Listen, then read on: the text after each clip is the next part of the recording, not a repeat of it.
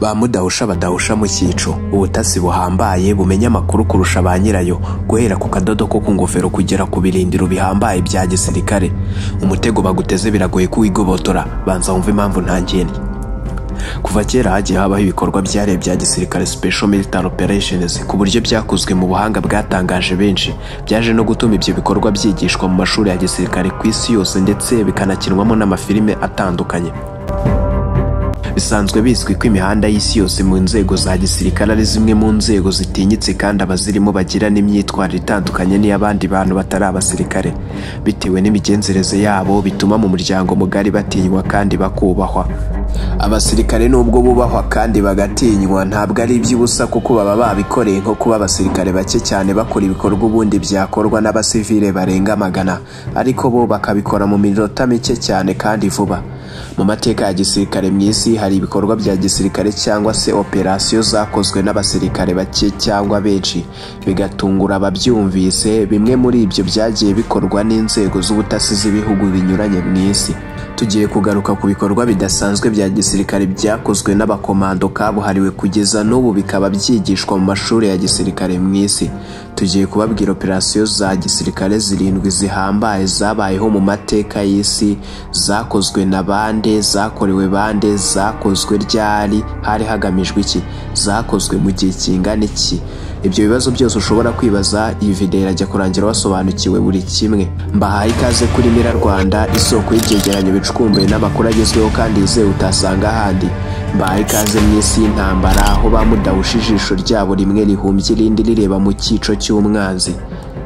Nk'ibisanzwe ndi Penuel muvandimwe, nudukunda ntituzagutenguha, nawe ntuzuyaze gukanda handitse subscribe nimba utarayikora. Kaze neza.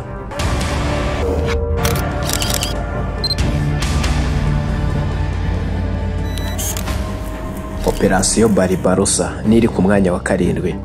Iki ni igitero cya gisirikare cyifashishijwemo ingabo nyinshi mu mateka y'isi. Cyari igitero cy'Abadage mu ntambara kabiri y'isi ku bihugu by'Abasoviete mu mwaka wa 1941. Iyo operasiyo yatangiye kwa 22 Kamena mu 1941 kugeza ku ya 5 Ukuboza muri uwo mwaka n'ubundi.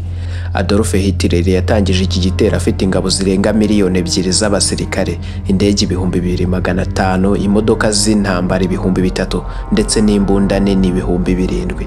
Nubwo Abadage bari bafite ibi byose, ariko Abasovieti babahaye isomo rya gisirikare babifashijwemo n'amasimbi y'urubura yituye ku basirikare ba Hitler. Adolf Hitler wari warigize ikinani cyananiye amahanga amaze gutsindwa operasiyo Barbarossa, bitunguranye yahise arwara igisa nk'igicuri, amera nk'umusazi cyangwa igihwinini. Wibuke ko ari igitero yari yagabye kuri Joseph Stalin w'Uburusiya, kandi yari amaze kwigarura hafi Europe yose. Niba ugira ngo ndakubeshye cyangwa ngo ibi ni ibifindafindano nshaka kugufindiraho nkagufafarika, unyarukire mu gitabo cyitwa Why Nations Go to War cya John G. kuri page yacyo ya 27. Reka tujye kuri operasiyo ya 6. Operasiyo ya 6 ni OAK.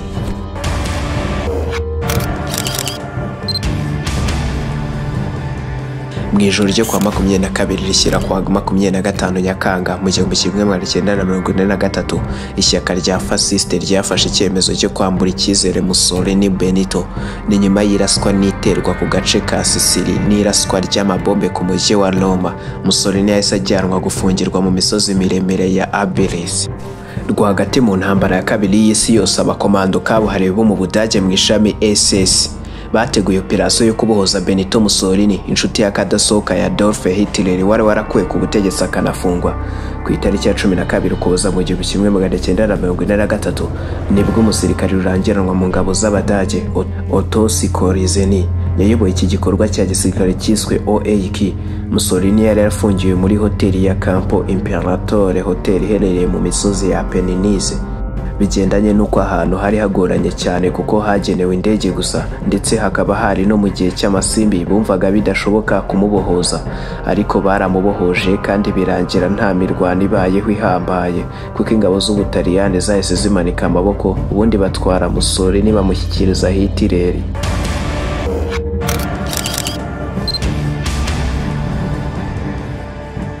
Operasiyo ya gatanu ni Operasiyo Eldorado Canyon. Iki ni igitero cyagabwe kuri Libya ya Muammar Gaddafi kuwa 15 Mata mu 1986 bikozwe n'abanyamerika bashakaga kwihaniza Muammar Gaddafi wateraga inkunga imitwe y'iterabwoba yari imaze iminsi yivugana abasirikare babo mu Budage nk'uko babivugaga. Icyo gihe basenye ibirindiro bya gisirikare by'ingabo za Libya, ndetse muri iryo raswa haguyemo umwana w'umukobwa Gaddafi yareraga nk'uko yabitangaje nyuma y'igitero. Iki ni kimwe mu bitero byatumye Colonel Muammar Gaddafi yamamara imihanda y'isi yose nk'umuntu uhanganye n'ubutegetsi bwa Amerika. Igitero kirangiye, Perezida wa Amerika Ronald Reagan yavuze ko intego zabo zagezweho, mu gihe Gaddafi we yavuze ko yabakubitiye ahareba inzega, ndetse mu yindi myaka yajyaga ategura ibirori byo kwishimira uwo munsi. Indi operasiyo ya kane ikomeye ihambaye yabayeho mu mateka y'isi ni Operasiyo Neptune Spear.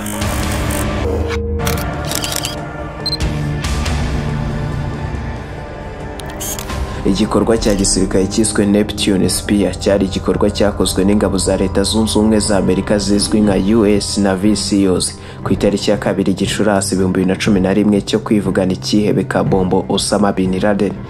Bin Laden akaba yari umuyobozi w'umutwe w'iterabwoba wa Kisilamu wa Al-Qaeda, akaba yariciwe muri Pakistan mu mujyi wa Abbottabad. Abakomando kabuhariwe b'Abanyamerika bakaba baragarutse muri kajugujugu bakinjira mu kirere cya Pakistan nta urabutswe bakamwivugana. Operasiyo ya gatatu ihambaye ni Operasiyo Overlord.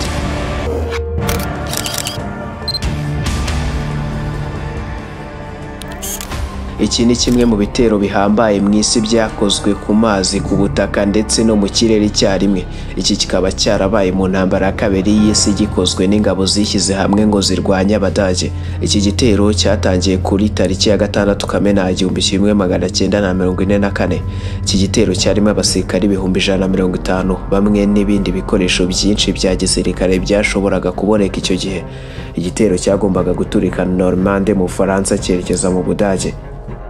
General w'umunyamerika Dwight D niwe wayoboye iki gitero ku munsi bise D-Day. Iyo operasiyo byarangiye iguyemo benshi ariko babasha gutsinda urugamba.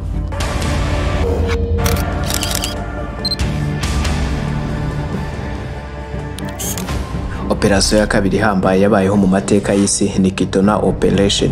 Iki ni igikorwa cya gisirikare cyakozwe n'ingabo z'u Rwanda mu mwaka wa 1998 muri Repubulika Demokarasi ya Congo DRC. Muri Afurika hahura intambara nyinshi, ariko iki ni kimwe mu bikorwa bya gisirikare byateguranwe ubuhanga bigatangaza benshi mu isi.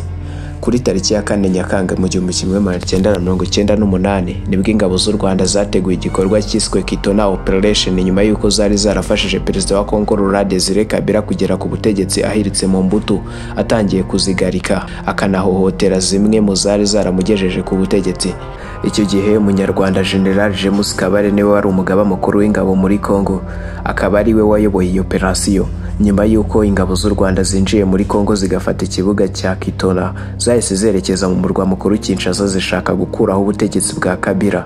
Kabila kibona ko ingabo z'u Rwanda zigeze Kinshasa, yahuruje ibihugu by'amahanga harimo Angola, Zimbabwe, Namibia ndetse na Afurika y'Epfo ngo bize bimutabare.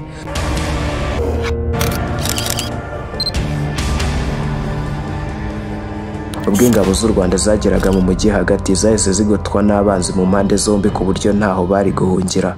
General James Kabarebe yarambuye ikarita ya Congo yiyemeza gusubira inyuma arwana kajya ku bundi butaka bw'umwanzi muri Angola. Bageze muri Angola bafata ikibuga cy'indege baranagisana kuko cyari cyarangiritse. Indege zaturukaga i Kigali zikajyana ibikoresho byo gusana icyo kibuga. Aho muri Angola bahamaze ukwezi kose bahangana n'ingabo za Angola, ariko babasha kuzihashya ndetse babasha kugaruka i Kigali amahoro. Kwikura hagati y'abanzi mu menyo ya rubamba, warangiza ugahungira ku bundi butaka bw'umwanzi, warangiza ukabanza gusana ikibuga cy'indege ukanahava amahoro. Ni kimwe mu byatangaje benshi mu isi, bituma mu mashuri ya gisirikare iyo operasiyo yigishwa. Operasiyo Karundura ya mbere idasanzwe ndetse n'ubuvivi buzayivugaho ni operasiyo idasanzwe yitwa Operasiyo Thunderbolt cyangwa se Entebbe Raid.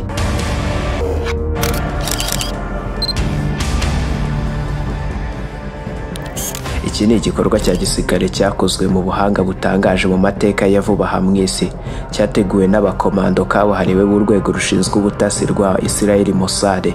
Iki gikorwa cyiswe Thunderbolt cyangwa Entebbe Raid cyakozwe kigamije kubohora abagenzi bakomoka muri Israel bari barashimutiwe mu ndege n'abo mu mutwe w'iterabwoba abanyapalestine uzwi nka Popular Front for the Liberation of Palestine, bakaberekeza muri Uganda ku itariki ya 3 ishyira ku ya 4 Kamena mu 1976 nibwo abakomando ba Israel basesekaye ku kibuga cy'indege cya Entebbe muri Uganda, aho abo bagenzi bari barashimutiwe. Hari harashimuswa abagenzi 106, bose barabohowe uretse abagenzi 4 bahasize ubuzima. Iki gikorwa cyamaze iminota 45 gusa birangiye haguyemo umusirikare umwe rukumbi mukuru wari uyoboye iki gikorwa ku ruhande rwa Israel, Jonathan Netanyahu. Haguye kandi abasirikare 45 ba Uganda n'indege za Uganda ziratwikwa. Muri rusange ibikorwa bya gisirikare byateguranye ubuhanga bikagera no ku ntego zabyo ni byinshi cyane, gusa hari n'izindi operasiyo zateguwe ariko ntizabasha kugerwaho, nk'iyo bise Operation de Long Jump. Iyo Operation Long Jump ikaba yari igamije gufata ubugwate abayobozi b'ibihugu bitatu aribo Ubwongereza, Leta Zunze Ubumwe za Amerika ndetse n'Abasoviyete mu ntambara ya kabiri, aho bari bari mu nama i Tehran. Aba bategetsi bakaba baritwaga The Big Three aribo Roosevelt wa Leta Zunze Ubumwe za Amerika, Winston Churchill w'Ubwongereza ndetse na Stalin w'Abasoviyete, The Big Three. Operation Long Jump ikaba yarateguwe n'ingabo z'Abadage gusa ntiyashyizwe mu bikorwa. Ku rundi ruhande bamwe bemeza ko itarabayeho, ahubwo ari ubutasi bw'Abasoviyete bwayihimbye kubera Joseph Stalin ari we wabwiye bagenzi be ko hari igitero cyari kubagabwaho ariko ingabo ze zikakiburizamo. Ngayo nguko rero njye na Noel muvandimwe, reka ncumbikira aha, mwakoze kubana natwe. Nudukunda ntituzagutenguha, nawe ntuzuyaze gukanda handitse subscribe niba ari ubwa mbere. Mbifurije amahoro n'amafaranga, naho ubutaha tuzongere guhura amatavuna imitozo.